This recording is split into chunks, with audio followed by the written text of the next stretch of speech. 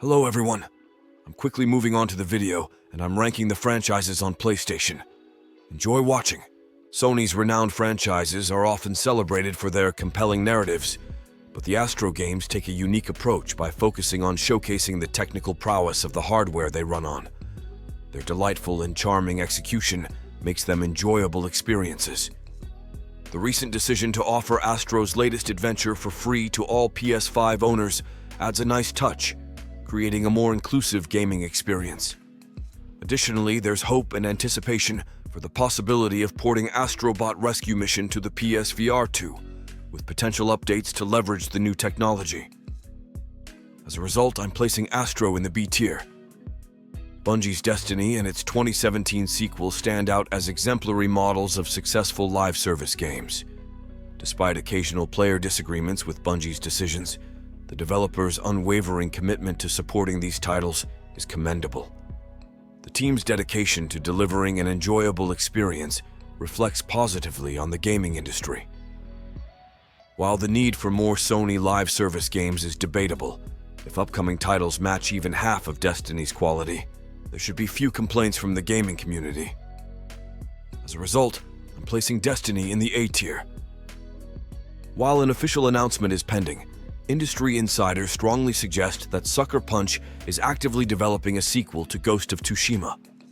The potential success of a sequel hinges on its ability to match the brilliance of the original game, where Jin's transformation and the focus on the Mongol invasion of Tsushima played pivotal roles. The challenge lies in crafting a narrative that lives up to these elements, as Jin's evolution from noble samurai to the iconic ghost was a key factor in the first game's compelling storyline. Balancing this transformation with new challenges will be crucial for the sequel's success. As a result, I'm placing Ghost of Tsushima in the A tier. The God of War franchise underwent a remarkable transformation with its 2018 reboot, propelling it to new heights of excellence. The older, more relatable version of Kratos in this installment surpassed his younger, angrier self, while the storytelling reached unprecedented levels of depth, particularly in exploring the primary characters. Although some may argue that the combat in both the 2018 release and its 2022 sequel could have delved deeper, it undeniably offered an enjoyable experience that complemented the gripping narrative. As a result, I'm placing God of War in the S tier. Gran Turismo, developed by Polyphony Digital for PlayStation consoles, stands out as a pinnacle in the realm of racing games. Renowned for its unparalleled realism, the franchise consistently delivers an immersive driving experience accompanied by an extensive array of real-world cars and tracks. Despite the series' undeniable appeal, recent titles have been marred by questionable monetization practices, preventing it from reaching the coveted S-tier status. Nevertheless, the core joy of the driving experience remains a constant highlight for enthusiasts. As a result, I'm placing Gran Turismo in the A tier. While Horizon has undeniably showcased the impressive capabilities of the Decima engine, and its visually stunning open world has captivated players, some argue that the franchise has yet to fully distinguish itself among the best PlayStation series. Despite a compelling narrative, criticisms often revolve around the perception that Horizon lacks distinctive elements in its side content, falling short of setting itself apart from other titles in the open-world adventure genre. The general consensus suggests that while Horizon has made significant strides, it may need to further innovate to solidify its status as one of the platform's premier franchises. As a result, I'm placing Horizon in the A tier. Before Ghost of Tsushima, Sucker Punch Productions gained recognition for its infamous series, spanning 3 mainline titles and various spin-offs and expansions released between 2009 and 2014. The games immersed players in a world of parkour and superhuman abilities, shaping the narrative through moral choices that significantly influenced the unfolding story. The series showcased Sucker Punch's expertise in blending dynamic gameplay with impactful decision-making, setting the stage for their later success with Ghost of Tsushima. As a result, I'm placing Infamous in the B tier. In the wake of Banjo-Kazooie's late 90s success, a wave of story-based platformers emerged, with Jak and Daxter standing out as a notable franchise. Developed during this period, the game earned praise, but the likelihood of a new installment seems dim with Sony now owning both Jak and Daxter and Ratchet and Clank. Despite fervent demand from franchise enthusiasts, the prospects of a revival remain uncertain, leaving fans nostalgic for the era of dynamic duo platformers. As a result, I'm placing Jak and Daxter in the B tier. While initially positioned as a potential rival to the iconic Halo series, the Killzone franchise fell short of its ambitious expectations. Despite a standout entry in Killzone 2, the series struggled to maintain momentum with two less memorable titles. With Call of Duty now under the Xbox umbrella, Sony might turn to Guerrilla Games' franchise to fill the gap, though a reboot of Resistance could arguably make more strategic sense in this context. The fate of these franchises highlights the competitive landscape of the gaming industry and the constant quest for the next big exclusive title. As a result, I'm placing Killzone in the C tier. The Little Big Planet series, despite its whimsical visuals, surprises players with its profound depth. The games have become a hub for creativity, as players invest countless hours crafting unique content. This creative spirit led Media Molecule to develop Dreams, an extension of their work on the franchise. While the Sackboy spin-off games offer enjoyable traditional platforming, they tend to be slightly less memorable compared to the main series. As a result, I'm placing Little Big Planet in the B tier. During the PS3 and PS4 eras, Naughty Dog stood out as one of Sony's most prolific first-party studios. However, in the current console generation, it's Insomniac Games that has taken the lead. Following a strategy reminiscent of the Yakuza series, the Burbank-based studio has successfully released 3 new games in as many years, including a remastered edition of 2017's Marvel's Spider-Man.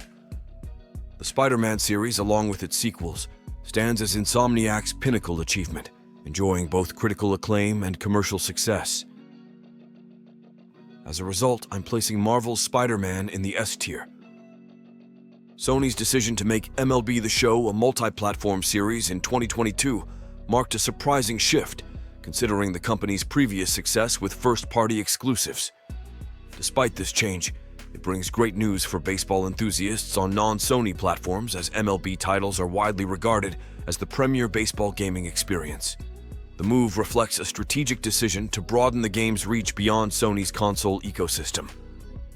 As one of the best baseball games available, MLB The Show's expansion to multiple platforms opens up the thrilling world of virtual baseball to a wider audience. As a result, I'm placing MLB The Show in the B tier. Ratchet and Clank stand as an iconic gaming duo, captivating players with their engaging adventures and evoking a spectrum of emotions. Their escapades are a delightful mix of humor and action, enhanced by the arsenal of over-the-top weaponry at their disposal. The duo's ability to maintain a lighthearted tone, even when tackling serious narrative themes, adds a unique charm to their gaming experiences. With each outing, Ratchet and Clank continue to solidify their place among the best-loved pairs in the gaming world. As a result, I'm placing Ratchet and Clank in the A tier. As Sony expresses concern over the potential loss of Call of Duty following Microsoft's acquisition of ABK, it's worth noting that PlayStation holds a reservoir of dormant FPS franchises. Among these, Resistance emerges as a prominent contender, with Insomniac's Supernatural series leaving a lasting impact on players during the PS3 era. The prospect of reviving such franchises could offer PlayStation an opportunity to fill the void left by the departure of Call of Duty, showcasing the platform's resilience in adapting to industry shifts. As a result, I'm placing Resistance in the B tier. SingStar, once a sensation in the PL region, thrived during its era by offering a unique blend of karaoke and video gaming. However, as time passed, the initial excitement waned, leading to declining sales and less favorable reviews. While it undeniably filled a market gap in the early 2000s, contemporary options now surpass its novelty and functionality, making it a nostalgic relic rather than a competitive choice in the current gaming landscape. As a result, I'm placing SingStar in the C tier. Sly Cooper remains a cherished memory for many, its unique blend of stealth mechanics and traditional platforming garnering admiration. Fans eagerly hope for a reboot, appreciating the engaging writing and distinct gameplay. However, considering Sony's existing franchises like Jak and Daxter and Ratchet and Clank, the prospect of investing in a new Sly Cooper game may seem less likely from a financial standpoint. Despite this, the legacy of Sly Cooper continues to resonate in certain circles, leaving enthusiasts optimistic for a potential revival. As a result, I'm placing Sly Cooper in the C tier. Siphon Filter's early entries set a high standard for stealth-based gameplay, drawing parallels to the success of Metal Gear Solid. However, subsequent releases seem to deviate from the series' initial brilliance, leading to its shelving in 2007. With the apparent demise of Metal Gear, fans are now looking to Sony with hope, anticipating a Siphon Filter reboot to fill the void left by the iconic stealth franchise. As a result, I'm placing Siphon Filter in the C tier. Naughty Dog's The Last of Us series has successfully navigated 3 consecutive console generations, a rarity that attests to its enduring popularity. The remastering and subsequent remake of the original game for PS4 and PS5 were well received by players, highlighting the franchise's staying power. The sequel, while divisive, skillfully expanded on the narrative-driven survival horror experience, delving deeper into the moral complexities of its main characters. The series continues to captivate audiences, showcasing Naughty Dog's ability to evolve and maintain player engagement across evolving gaming platforms. As a result, I'm placing The Last of Us in the S tier. Vehicular combat games dominated the gaming scene in the 90s and early 2000s, with the Twisted Metal franchise seizing the opportunity. Releasing several titles during this era, the pinnacle came with Twisted Metal Black in 2001. Despite its initial success, the series faded into obscurity compared to other genre contenders. However, the franchise found a resurgence in 2023 with a TV show, bringing Twisted Metal back into the spotlight. As a result, I'm placing Twisted Metal in the C tier. The Uncharted franchise has captivated audiences with its thrilling set-piece moments and the charismatic yet flawed main protagonist, Nathan Drake. However, the success of 2017's Uncharted, The Lost Legacy proves that the series can stand strong even without Drake at the helm. While some may argue it's time for Naughty Dog to explore new horizons, a significant player base eagerly anticipates the possibility of a new Uncharted installment, whether it includes Nathan Drake or introduces a fresh perspective to the beloved franchise. As a result, I'm placing Uncharted in the S tier. Wipeout, though not the pioneer of futuristic racing games on home consoles, etched itself into gaming history as one of the most unforgettable titles. Praised for its innovation, Wipeout 2097 is often hailed as one of the finest racing games ever created.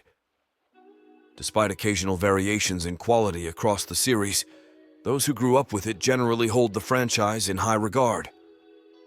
Regrettably, Sony appears uninterested in resurrecting the series, as the last full-fledged Wipeout game graced the PlayStation Vita over a decade ago. As a result, I'm placing Wipeout in the C tier. The video ends here. In your opinion, what is the best franchise on PlayStation? Write in the comments and let's discuss. See you in another video. Don't forget to subscribe.